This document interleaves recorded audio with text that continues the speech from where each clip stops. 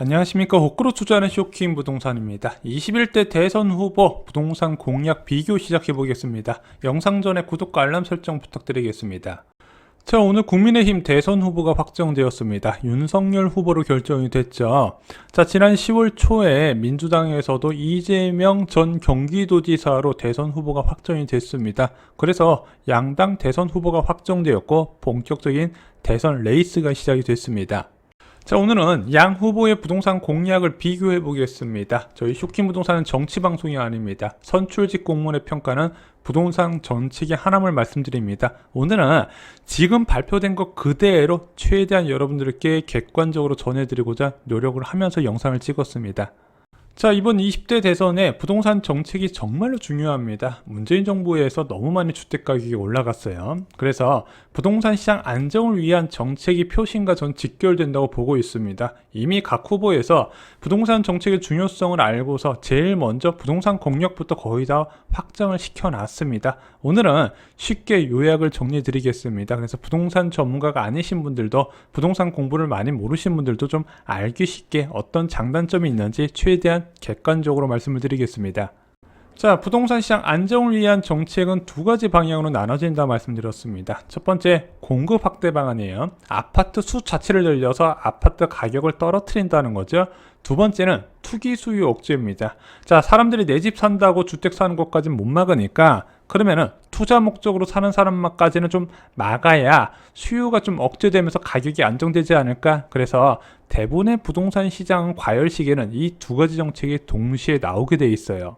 자, 그런데 이 공급 확대 방안은요, 기본적으로 공공택지를 확대하면서 추진이 됩니다. 신도시 정책 생각하시면 간단해요. 신도시 지역의 그린벨트를 해지해서 수용 과정을 거쳐 민간과 공공이 분양에 나서는 부분이죠. 두 번째는 정비사업 확대 방안입니다. 왜냐면은 서울 지역은 이미 도심화가 완료됐기 때문에 서울 지역의 아파트를 늘리기 위해서는 결국에는 기존 주택을 철거하고 새로 짓는 정비 사업을 통한 공급이 있어야 되는데, 자, 이 정비 사업을 확대시켜서 공급을 늘리는 방안이 있습니다. 그래서 문재인 정부에서는 이 공공택지 확대 방안이 3기 신도시 정책이었고요. 정비 사업 확대 방안이 30, 80 플러스 정책 그리고 공공 재개발 사업이다. 이렇게 보시면 될 것 같습니다. 자, 두 번째, 투기 수요 억제책은요, 쉽게 생각하시면 이렇습니다. 집 한 채 갖고 있는 사람이 한 채 더 못 사게 하는 거예요. 왜? 넌 투자 목적으로 샀으니까 우리가 규제를 가하겠다. 어떤 규제? 세제 규제, 보유 단계, 취득 단계, 처분 단계에서 강력한 세금을 중과 부과하겠다는 부분이고요. 금융 규제, 대출 안 해주겠다. 거래 규제, 사고 팔고 못 하겠다. 대표적으로 토지거래 허가구역 또는 분양권 전매 제한 같은 걸 생각하시면 될 것 같습니다. 자, 이런 규제들을요, 규제 지역 지정을 통해서 관리를 하고 있어요. 그래서 뭐 저 멀리 강원도의 시골 지역에서 이런 규제가 적용된 게 아니라 국토부가 생각하는 과열 지역이라고 한 곳을 지정해서 이런 투기 억제책이 사용이 되고 있다는 거죠. 자, 그럼 양당의 후보들은요, 이 공급 확대 방안과 투기 수요 억제책에 대해서 어떤 방안을 발표했는지 한번 살펴보겠습니다. 자, 먼저 이재명 후보의 공급 확대 방안부터 볼게요. 이재명 후보는 임기 내에 주택 공급 250만 가구를 달성하겠다 이렇게 이야기를 했어요. 그리고 250만 가구 중에서 100만 가구 이상을 기본주택으로 공급한다고 했습니다. 광고 많이 보셨죠? 경기도시공사에서 광고 계속하고 있어요.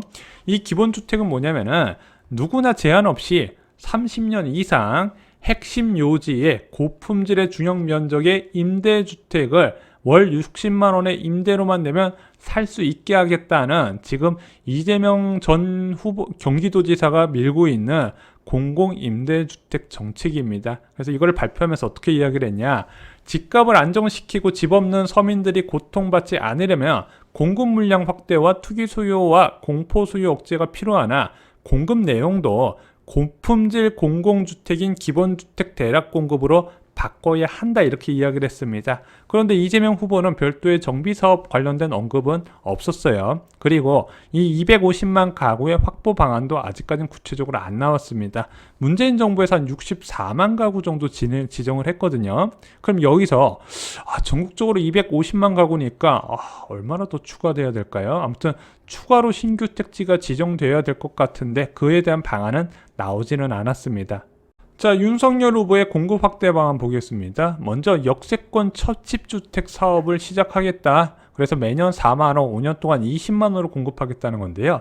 이게 뭐냐면은 정비 사업의 규제를 완화해줘요. 용적률을 많이 풀어주면은 더 용적률 풀어준 만큼 주택수가 늘어나잖아요. 그럼 그 절반은 시행사 가지라고 하고 그 절반은 역세권 첫집주택 형태로 분양 형태로 공급하겠다고 합니다. 그리고 이제 공공이 하고 있는 부지도 주택으로 적극적으로 공급하겠다고 해요. 그래서 이런 식으로 20만 호가 공급이 된다고 합니다.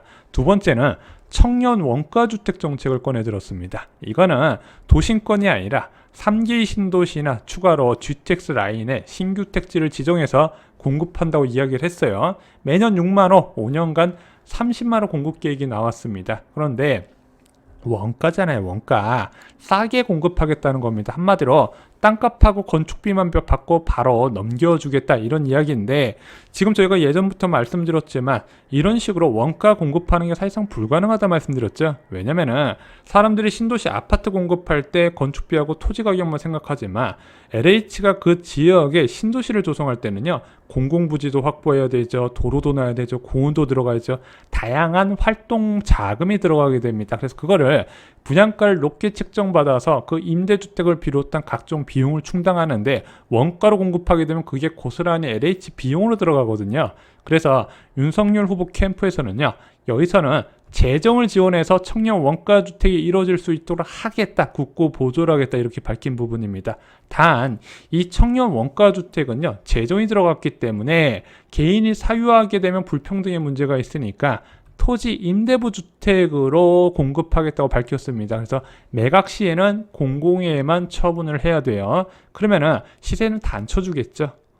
자, 그래서 공급 대책에 대해서 요약을 드리겠습니다. 이재명 후보는요 250만 주택 공급 계획을 발표했고요, 기본주택 공급 100만 호 이상을 이야기했습니다. 그리고 윤석열 후보는요 역세권 첫집 주택 20만 호 그리고 청년 원가주택 30만 호를 발표를 했습니다. 자, 지금까지요 공급 확대 방안 양당의 후보들의 공약을 살펴봤고요, 이제는 투기 억제책 살펴보겠습니다.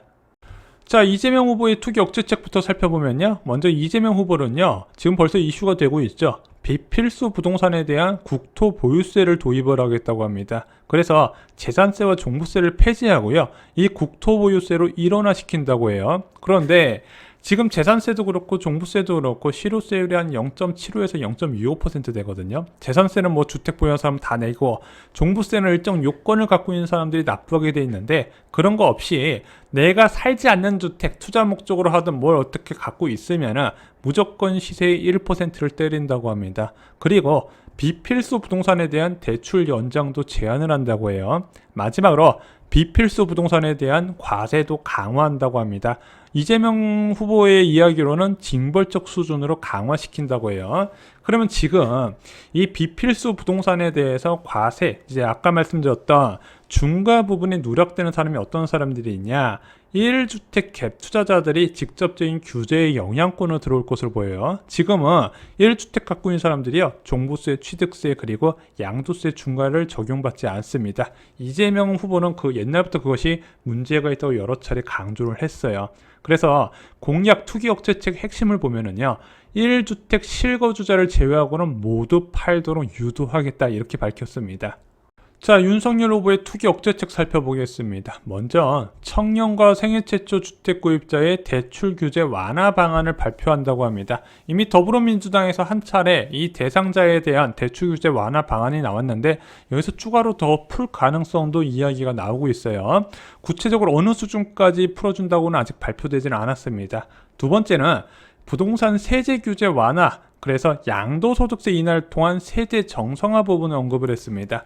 지금 작년 7.10 부동산 대책에서 양도소득세가 굉장히 강화가 됐죠. 그래서 2주택 이상자는 양도세율이 기본세율 플러스 20%포인트, 그리고 3주택 이상자는 30%포인트 더 부여를 받습니다. 그래서 2주택자는 그냥 세금으로 절반 떼어가고 3주택 이상자는 60% 떼가는 상황인데 이것을 낮춰서 다주택자 매물이 시중에 나오도록 유도하겠다고 밝혔습니다.